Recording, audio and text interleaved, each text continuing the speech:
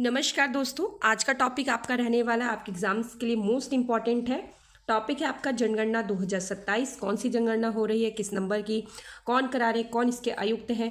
तो चलिए फटाफट से एक ही क्लास में सब कुछ जानेंगे। आपके 50 क्वेश्चंस इंपॉर्टेंट रहने वाले हैं। तो चलिए आज की क्लास को स्टार्ट करते हैं। उससे पहले आपसे रिक्वेस्ट है, अगर आप चैनल पर नए आए हैं तो प्लीज़ चैनल को सब्सक्राइब कर लें, बेल आइकन को प्रेस कर लें और आपको क्लास के एंड तक बने रहना है, बिल्कुल भी क्लास में से स्किप नहीं होना है। फर्स्ट क्वेश्चन आपका है मोस्ट इंपॉर्टेंट, भारत की पहली डिजिटल जनगणना कौन सी होगी। तो पहली होगी, सबसे पहले कौन से नंबर की होगी, पहली। कब की होने वाली है ये आपको बताना है। तो करेक्ट आंसर आपका है जनगणना 2027 जो होने वाली है वो भारत की पहली डिजिटल जनगणना होगी। ठीक है, ये आपका आंसर था और ये क्वेश्चन मोस्ट इंपॉर्टेंट है आपके सभी आगामी परीक्षा के लिए। चलिए नेक्स्ट क्वेश्चन है, जनगणना 2027 के वर्तमान जो जनगणना आयुक्त हैं कौन है। मोस्ट इंपॉर्टेंट है। तो फटाफट से आप ऑप्शन देखिए और फिर उसके बाद आंसर दीजिए। तो आपका करेक्ट आंसर रहने वाला ऑप्शन बी, मृत्युंजय कुमार नारायण। ठीक है, आपको नेम याद रखना है। ऐसे भी लिख के आ सकता है MK नारायण, ठीक है, क्योंकि शॉर्ट फॉर्म इनकी यही है MK नारायण। तो आपको नेम अच्छे से याद करना है क्योंकि ये वर्तमान जो जनगणना होने वाली है उसके आयुक्त हैं। चलिए नेक्स्ट क्वेश्चन देखेंगे, भारत में पहली बार जनगणना कब हुई थी। अब आपसे नया ना पूछ कर कुछ पहले का पूछा जा सकता है क्योंकि आगे भी एग्जाम्स में पूछे गए हैं। तो आपका करेक्ट आंसर रहने वाला है ऑप्शन बी, 1872 में हुई थी। ठीक है, और आपको कमेंट में ये बताना है कि किसके शासनकाल में पहली जो जनगणना हुई थी। अगर आप क्लास के एंड तक बने रहेंगे तो आपको आराम से आंसर मिल जाएगा। चलिए नेक्स्ट क्वेश्चन की ओर चलेंगे। नेक्स्ट क्वेश्चन है आपका, भारत में नियमित जनगणना की शुरुआत कब हुई थी। मतलब कि नियमित कहने का मतलब कि नियम अनुसार या नियमित, जैसे कि हर साल, जैसे कितने साल के बाद होती है हमारी जो जनगणना होती है, हर 10 साल में। ठीक है, हर 10 साल के बाद जनगणना होती है, जो कि इस बार कोविड की वजह से नहीं हुई थी और अब होने वाली है। ठीक है, चलिए नेक्स्ट है, नियमित जनगणना की शुरुआत कब हुई थी। तो आपका करेक्ट आंसर रहने वाला ऑप्शन बी, 1881 से जो है नियमित जनगणना शुरू हो गई थी। इस चीज़ को आपको ध्यान रखना है, मोस्ट इंपॉर्टेंट है। जनगणना से रिलेटेड जितने भी क्वेश्चंस आपके बनने वाले हैं, नए पुराने अपडेटेड करंट अफेयर, आपको सभी जो टोटल 50 क्वेश्चंस करने वाले हैं उसमें ही मिल जाएगी। आपको क्लास छोड़कर कहीं नहीं जाना है, क्लास को आपको एंड तक पूरा देखना है। चलिए नेक्स्ट है, जनगणना 2027 भारत की कौन सी जनगणना होगी। जो अभी 2027 की जनगणना होने वाली है ये कौन से नंबर की होगी। तो आपका करेक्ट आंसर रहने वाला है 16वीं नंबर की। ठीक है, और एक क्वेश्चन और बनता है कि आज़ादी के बाद से कौन सी होने वाली है। तो आज़ादी के बाद से आपकी ये 8वीं जनगणना होने वाली है। ठीक है, स्वतंत्रता के बाद की, और वैसे जोड़ा जाए तो 16वीं। ठीक है, 2027 में कितने नंबर की होने वाली है, 16वीं। ध्यान रखना है, सभी क्वेश्चंस मोस्ट इंपॉर्टेंट हैं। लीजिए आपका क्वेश्चन भी आ गया, स्वतंत्र भारत की ये कौन सी जनगणना होगी। तो स्वतंत्र भारत की जो ये कौन सी जनगणना होगी, 8वीं। ठीक है, आपका करेक्ट आंसर है ऑप्शन सी, 8वीं नंबर की होगी। चलिए नेक्स्ट क्वेश्चन है, जनगणना कितने वर्ष के अंतराल पर कराई जाती है। तो आपका करेक्ट आंसर है ऑप्शन सी, 10 वर्ष के जो है अंतराल में कराई जाती है जनगणना। ठीक है, इस चीज़ को आपको ध्यान रखना है जो कि मैं पहले क्लियर कर चुकी हूँ।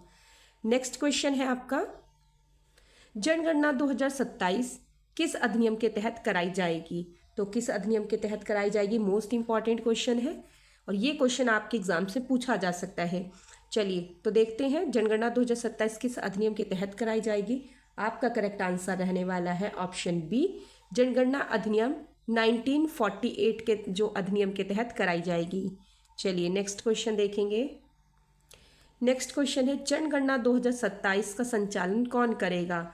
मोस्ट इंपॉर्टेंट है, तो इसका संचालन कौन करने वाले हैं। तो आपका करेक्ट आंसर है ऑप्शन सी, रजिस्ट्रार जनरल एवं जनगणना आयुक्त। अब आपको ये तो पता है जनगणना आयुक्त करेंगे और इसके जनगणना आयुक्त कौन है, MK नारायण। ठीक है, और कौन होंगे, रजिस्ट्रार जनरल एवं जनगणना आयुक्त। इस चीज़ को आपको ध्यान रखना है, मोस्ट इंपॉर्टेंट क्वेश्चन है। चलिए नेक्स्ट क्वेश्चन देखेंगे, जनगणना 2027 किस मंत्रालय के अधीन होगी। तो किस मंत्रालय के अधीन होगी। तो आपका करेक्ट आंसर रहने वाला है ऑप्शन बी, गृह मंत्रालय के अधीन होगी। इस चीज़ को आपको ध्यान रखना है, सभी क्वेश्चंस मोस्ट इंपॉर्टेंट है, प्लीज़ आप क्लास के एंड तक बने रहें। नेक्स्ट है, जनगणना 2027 कितने चरणों में होगी। तो कितने चरणों में होने वाली है। तो आपका करेक्ट आंसर है ऑप्शन बी, 2 चरणों में होगी। ठीक है, मोस्ट इंपॉर्टेंट क्वेश्चन है। नेक्स्ट क्वेश्चन है आपका, पहला चरण क्या कहलाता है, जो जनगणना की पहली चरण होती है वो क्या कहलाती है, तो आपका करेक्ट आंसर रहने वाला है ऑप्शन सी, हाउस लिस्टिंग कहलाती है। क्या कहलाती है, हाउस लिस्टिंग, ठीक है, option C is the correct answer. चलिए नेक्स्ट देखेंगे। नेक्स्ट आपका क्वेश्चन है, दूसरा चरण जो है जनगणना का क्या कहलाता है, तो दूसरा चरण आपका कहलाता है ऑप्शन बी, जनसंख्या गणना। क्या कहलाता है, जनसंख्या गणना, ठीक है, option B is the correct answer. चलिए नेक्स्ट क्वेश्चन है, जनगणना 2027 की संदर्भ तिथि क्या है, तो इसकी संदर्भ तिथि क्या रहने वाली है, तो आपका करेक्ट आंसर है ऑप्शन सी, 1 मार्च 2027। ध्यान रखना है, मोस्ट इंपॉर्टेंट क्वेश्चन है। चलिए नेक्स्ट क्वेश्चन देखेंगे। नेक्स्ट क्वेश्चन है, जनगणना 2027 में कौन सी नई सुविधा दी जाएगी। मोस्ट इंपॉर्टेंट है कि जनगणना तो हो रही है पर इसमें सुविधा क्या दी जाएगी, तो आपका करेक्ट आंसर रहने वाला ऑप्शन बी, स्वगणना। क्या है, स्वगणना, ठीक है, क्या दी जाएगी, स्वगणना की जो है सुविधा दी जाएगी। चलिए नेक्स्ट है, जनगणना 2027 में डेटा कैसे एकत्रित किया जाएगा, तो कैसे एकत्रित किया जाएगा, आपका करेक्ट आंसर, क्योंकि 2027 का जो है जनगणना होने वाली कैसी हो रही है, पहली डिजिटल जनगणना होने वाली है, तो इसका डाटा भी जो है कैसे एकत्रित किया जाएगा, मोबाइल ऐप से। कैसे, मोबाइल ऐप से, option C is the correct answer. चलिए नेक्स्ट क्वेश्चन देखेंगे। नेक्स्ट क्वेश्चन है, जनगणना 2027 भारत की पहली कैसी जनगणना होगी, तो शायद ये क्वेश्चन रिपीट हो गया, तो आपका correct answer option C, digital जनगणना होगी, ठीक है। चलिए नेक्स्ट क्वेश्चन है,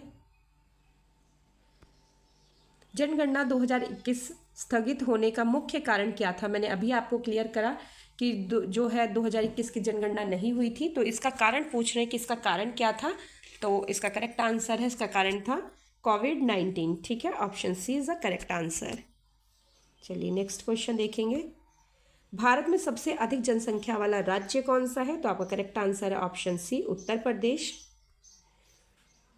नेक्स्ट क्वेश्चन है, भारत का सबसे कम जनसंख्या वाला राज्य कौन सा है, ऑप्शन बी, सिक्किम। सिक्किम जो है सबसे कम जनसंख्या वाला राज्य है। चलिए नेक्स्ट क्वेश्चन देखेंगे, जनगणना में गलत जानकारी देने पर क्या हो सकता है, तो जो जनगणना में है जो गलत जानकारी दे देते हैं बहुत से लोग, तो क्या हो सकता है, तो आपका करेक्ट आंसर है ऑप्शन से, जुर्माना हो सकता है। अपनी पहचान छुपाने पर, अपना डेटा छुपाने पर जनगणना जब होती है तो उस पर आपको क्या हो सकता है, जुर्माना हो सकता है आपके ऊपर। चलिए नेक्स्ट क्वेश्चन है,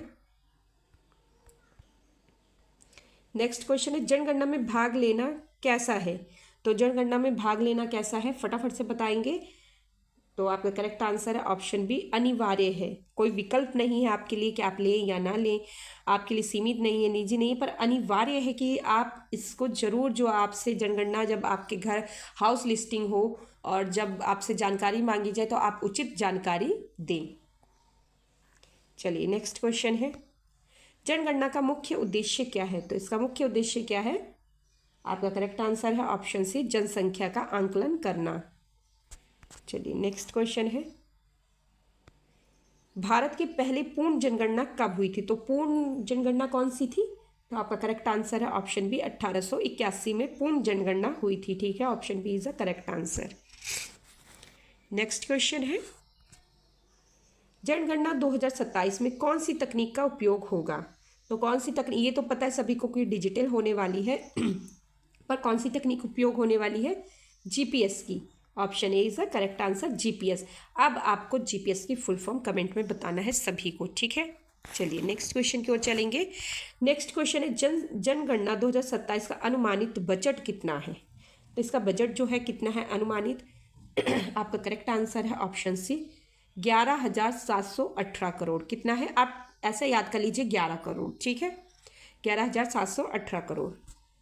चलिए नेक्स्ट क्वेश्चन है, भारत की जनगणना का नारा क्या माना जाता है, तो भारत की जनगणना का नारा क्या माना जाता है, आपका करेक्ट आंसर है ऑप्शन बी, एवरीवन काउंट, ठीक है, everyone counts, option B is the correct answer. चलिए नेक्स्ट क्वेश्चन है, जनगणना 2027 में कितनी भाषाओं में सुविधा उपलब्ध है, तो आपका करेक्ट आंसर है ऑप्शन सी, 16 भाषाओं में, ठीक है, याद रखना है। और हमारे संविधान में कितनी भाषाएं हैं, 22। जिसमें से 16 भाषाएं जनगणना 2027 में जो सुविधा उपलब्ध होगी 16 भाषाओं में। चलिए नेक्स्ट क्वेश्चन देखेंगे। नेक्स्ट है जनगणना कराने वाला शीर्ष कार्यालय कहाँ स्थित है? तो आपका करेक्ट आंसर है option C, Nai Delhi. Option C is the correct answer, Nai Delhi. चलिए नेक्स्ट क्वेश्चन है जनगणना का उपयोग किसके लिए किया जाता है? तो जनगणना का जो उपयोग है सरकारी योजनाओं के तहत किया जाता है, जो सरकारी योजनाएं आती हैं उसके लिए की जाती है। चलिए नेक्स्ट क्वेश्चन, जनगणना 2027 में जो QR कोड का उपयोग किस लिए होगा? तो जो QR कोड का उपयोग किस लिए होगा? तो आपका करेक्ट आंसर है ऑप्शन बी, पहचान सत्यापन के लिए, मतलब पहचान ID के लिए, आपके आइडेंटिटी के लिए होगा। ठीक है, इस चीज़ को ध्यान रखना है। चलिए नेक्स्ट क्वेश्चन है भारत में जनगणना कराने की जिम्मेदारी किसकी होती है? तो आपका करेक्ट आंसर है ऑप्शन सी, रजिस्ट्रार जनरल की। और इस बार कौन कौन इसमें शामिल है?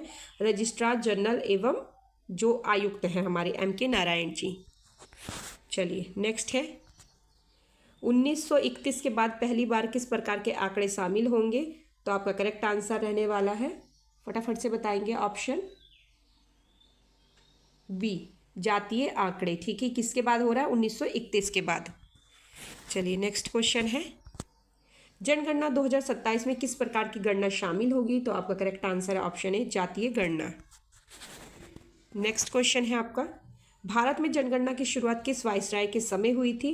तो आपका मोस्ट इंपॉर्टेंट क्वेश्चन है, पूछा जा सकता है। तो करेक्ट आंसर है Lord Ripon. Option B is the correct answer. चलिए नेक्स्ट क्वेश्चन है जनगणना के आंकड़े किसके लिए महत्वपूर्ण होते हैं? तो किसके लिए महत्वपूर्ण होते हैं फटाफट से बताएंगे। आपका करेक्ट आंसर है ऑप्शन ए, नीति निर्माण के लिए। Option A is the correct answer. चलिए नेक्स्ट क्वेश्चन देखेंगे जनगणना में घरों की सूची तैयार करने की प्रक्रिया क्या कहलाती है? तो हाउस लिस्टिंग कहलाती है। Option B is the correct answer, जो कि जनगणना की पहला चरण जिसे बोलते हैं हाउस लिस्टिंग बोली जाती है। ठीक है, option B is the correct answer. चलिए नेक्स्ट क्वेश्चन की ओर चलेंगे। नेक्स्ट क्वेश्चन है जनगणना 2027 का सबसे बड़ा बदलाव क्या है? तो जो सबसे बड़ा बदलाव हुआ है फटाफट से बताएंगे। सबसे बड़ा बदलाव है पेपरलेस प्रक्रिया होगी, डिजिटल है, पेपर कोई भी यूज़ नहीं होने वाला है इसमें। ठीक है, पेपरलेस प्रक्रिया है। चलिए next question. Next question most important है जनगणना में किस प्रकार के लोगों को शामिल किया जाएगा? तो किस प्रकार के लोगों को? सभी निवासियों को। किसे? सभी निवासियों को। चलिए नेक्स्ट क्वेश्चन। नेक्स्ट क्वेश्चन है जनगणना के आंकड़े कितने समय बाद कराए जाते हैं? तो आपका करेक्ट आंसर ऑप्शन सी, प्रति 10 वर्ष के बाद। चलिए नेक्स्ट, जनगणना 2027 में सेल्फ इन्यूमरेशन का अर्थ क्या है? तो आपका करेक्ट आंसर है ऑप्शन ए, स्वयं जानकारी भरना। ठीक है, option A is the correct answer. Next question है भारत की पहली जनगणना किसने कराई थी? तो भारत की जो पहली जनगणना कराई थी लॉर्ड म्यो ने कराई थी। Option B is the correct answer. अब आप बताएंगे किसके शासनकाल में जो जनगणना हुई थी वो जो है सफल नहीं हुई थी, आपको बताना है। ठीक है, आपके पास ऑप्शन आपके सामने, इसमें आपको इतना हिंट दे देती हूँ, इसी ऑप्शन में से आपका आंसर है। चलिए नेक्स्ट क्वेश्चन है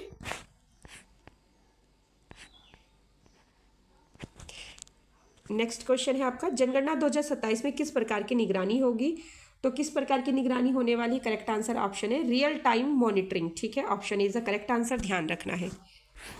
नेक्स्ट क्वेश्चन है जनगणना में डेटा संग्रह का मुख्य माध्यम क्या होगा? तो आपका करेक्ट आंसर है ऑप्शन बी, मोबाइल ऐप होगा। Option B is the correct answer. Next question है भारत में सबसे पहले संपूर्ण जनगणना किस वर्ष हुई थी? तो संपूर्ण जो है जनगणना किस वर्ष हुई थी? आपका करेक्ट आंसर ऑप्शन सी, 1881 में। और ये किसके शासनकाल में हुई थी? मैं क्वेश्चंस करा के आई हूँ, अगर आपको याद हो तो प्लीज़ आप कमेंट में जरूर बताएं। Option C is the correct answer. Next question है जनगणना 2027 किस प्रकार की व्यवस्था को मजबूत करेगी? तो आपका करेक्ट आंसर है डेटा आधारित शासन को जो है मजबूत करेगी। Option A is the correct answer. Next question है जनगणना 2027 में कौन सा तरीका समाप्त होगा? तो पेपर पर आधारित जो तरीका है वो समाप्त कर दिया जाएगा, डिजिटल रहेगा, GPS के द्वारा होगा, प्रक्रिया यूज की जाएगी, पर पेपर आधारित जो तरीका को है बिल्कुल ख़त्म कर दिया जाएगा। ठीक है, चलिए नेक्स्ट क्वेश्चन है जनगणना में किस क्षेत्र को सबसे अधिक सहायता मिलती है? तो किस क्षेत्र को मिलती है? नीति एवं योजना आयोग को। किसे मिलती है? नीति एवं योजना आयोग को। Option is a correct answer. Next और लास्ट क्वेश्चन है आज की क्लास का आपके। तो आपका लास्ट क्वेश्चन है, जनगणना में नागरिकों की कौन सी जानकारी ली जाती है? तो शिक्षा, रोजगार, परिवार, जो ये सभी जानकारी है ली जाती है। करेक्ट आंसर है उपरोक्त सभी जो जानकारी ली जाती है। ऐसे ही इंपॉर्टेंट क्लासेस के लिए आप मेरे चैनल को प्लीज़ सब्सक्राइब कर लें, बेल आइकन को प्रेस करें और ज़्यादा से ज़्यादा शेयर करें। Thanks for watching me.